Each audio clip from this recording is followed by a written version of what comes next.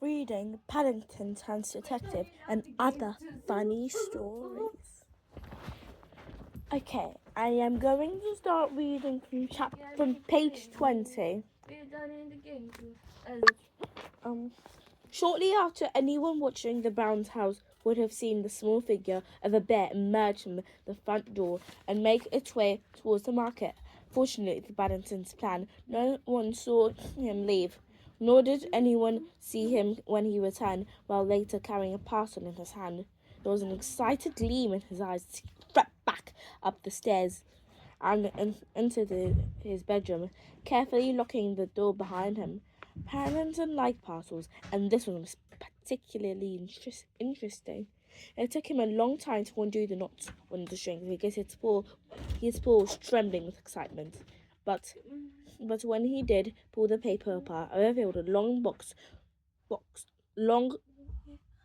cardboard box, very brightly coloured, with the word Master Detective Disguise Outfit on the front. Paddington had been having a battle with himself ever since he'd first seen it several days before in the shop window. Although £7 seemed an awful lot of money to pay for anything, especially when you only have £1 a week pocket money, Paddington felt very pleased with himself as he emptied the contents of the floor. Sorry. There was a long black bread from bread brief. There was a long black brief, some dark glasses, a police whistle, several bottles of chemicals marked "Handle with care," which Paddington hurriedly put back in the box. A fingerprint pad, a small bottle of invisible ink, and a book of instructions seemed a very good disguise outfit. Paddington tried writing his name on the lid of the box with his invisible ink, and he couldn't see it at all. Then he tested the fingerprint pad with his paw and blew several blasts on the police whistle under the bedclothes. He rather wished he'd thought of doing it the other way around, as a lot of ink came out of the sheet, which was going to be difficult to explain. But he liked the bed best of all. It had two pieces of wire for fitting over the ears, and when he turned and suddenly caught sight of himself in the mirror, it quite made him jump. With his hat on and an old raincoat of Jonathan's, with which Miss Brown had put on the jumble scale, he could hardly recognize himself. After studying the effect in the mirror from all the possible angles, Paddington. So this is how he looks now. Put all the things on. Paddington decided to try it out downstairs. It was difficult to walk properly. Jonathan's old coat was too long for him, and he kept treading on it. Apart from that, his ears didn't seem to fit, and the beard as well. He looked like as he would have liked, so that he had to hang on it with one paw while he went backwards down the stairs, holding on the banister with the other paw. He was so intent on what he was doing that he didn't hear Miss Bird coming up until she was right on top of him. Miss Bird looked most startled when she jumped into him. "Oh, Paddington," she began, "I was just coming to see you. I wonder if you would mind going down to the market for me and fetch half a pound of butter." "I'm not Paddington. I'm not sorry, wrong voice. I'm not Paddington," said a gruff voice from behind the bed. "I'm Sherlock Holmes, famous detective." "Yes, dear," said Miss Bird, "but don't forget the butter. We need it for lunch." With that, she turned and went back down the stairs towards the kitchen. The door shut behind her. Paddington heard the murmurs of voices. He pulled off his beard disappointingly. 35 buns worth, he said bitterly to the one in particular. He almost felt like going back to the shop and asking for his money back. 35 buns with 35 buns, and had taken him a long time to save that much money. But when he got outside the front door, Paddington hesitated. It seemed such a pity to waste his disguise, and even if Miss Bird had seen through it, Miss Briggs, the foreman at the building site, might not. Paddington decided to have one more try. He might have picked up some more clothes, but the time he arrived at that new house, he was very much more pleased with himself. At the corner of his eyes, he noticed quite a number of people staring at him as he passed, and when he looked at them over the top of his glasses several times, several of them had hurriedly crossed to the other side of the road. He crept along outside the house until he heard voices distinctly coming from an open window on the first floor, and he distinctly recognized Mr. Big's voice among them. There was a ladder propped against the wall, and Paddington clambered up the rugs until his head was level from the window sill. Then he carefully peered over the edge. This is Paddington again. Miss Biggs and his men were busy round a small stove making themselves a cup of tea. Paddington stared hard at Mr. Biggs, who was in the act of pouring some water into the teapot. And then, after adjusting his speed, he blew a long blast on his police whistle. There was a crash, breaking China, as Mr. Biggs jumped up. He pointed a trembling hand in the direction of the window. Cool! He shouted. Look! Imam Brent! Hey, ma'am, I'm perishing. The others followed his gaze with open mouths. Paddington stayed just long enough to see 4 white faces staring at him, and then he slid down the ladder on all 4 paws and hid behind a pile of bricks. Almost immediately, there was the sound of excited voices at the window.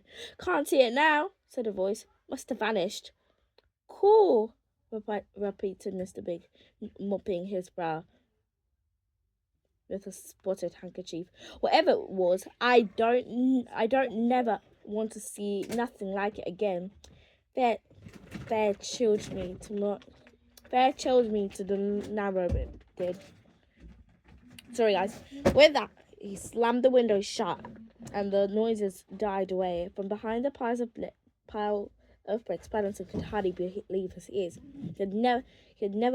He had never even dreamed that Mr. Biggs and his men could be mixed up in the affair, and yet he had definitely heard Mr. Big said Marrow had been chilled. Through removing his beard and darker glasses, Paddington sat down behind the brick, and made several notes on his book with invisible ink. Then he made his way slowly, thoughtfully, in the direction of the grocer's. It had been a very good day's detecting, and Paddington decided he would have to pay another visit to the building site when all was quiet. It was midnight. All the household had long since gone to bed. You know, said Mr. Brown, just as the clock was striking 12. It's a funny thing, but I'm sure Paddington's up to something. There's nothing funny about that, replied Mr. Brown sleepily. He's always up to something. What is the time? What is it this time? That's just the trouble, said Mr. Brown. I don't really know. But he was wandering around wearing a false beard this morning. He nearly startled poor Miss Bird out of her wits. He's been writing things in the notebook all the evening too. And do you know what? No, said Mr. Brown, stiffening a yawn. What? When I looked over his shoulder, there was nothing there. Oh, well, bears will be bears, said Mr. Brown. He paused for a moment, and as he reached up to turn out the lights. That's strange, he said. I could have sworn I heard a police whistle just then. Nonsense, Henry, said Mrs. Brown. You must have been dreaming. Mr. Brown shrugged his shoulders as he turned at the light. He was much too tired to argue. All the same, he knew he had heard a whistle. But as he closed his eyes and prepared himself for sleep, it never crossed his mind that the cause of it might be Paddington. Lots of things had been happening to Paddington since he crept out of the Browns' house under cover of darkness and made his way round the building site. So many things had happened, one after the other, that he almost wished he'd never decided to be a detective in the first place. He felt very glad when, in answer to several loud blasts of his whistle, a large black car drew up at the side of the road, and two men in uniform got out. "Hello, hello," said the first of the men, looking hard at Paddington. "What's going on here?" Paddington pointed a paw dramatically in the direction of the new house. "I've captured a burglar," he announced. "A what?" asked the second policeman, peering at Paddington. He came across some very strange things in the course of duty, but he'd never been called out in the middle of the night by the younger bear before. This one seemed to be wearing a long black beard and a duffel coat. It was most unusual. "Burglar," repeated. "Burglar." Sorry, guys. "Burglar," repeated Paddington. "I think he's the one that took Mr. Brown's marrow." "Mr. Brown's marrow," repeated the fast policeman, looking rather dazed as he followed Paddington through his secret entrance into the house. "That's right," said Paddington. "Now he's got my marmalade sandwich.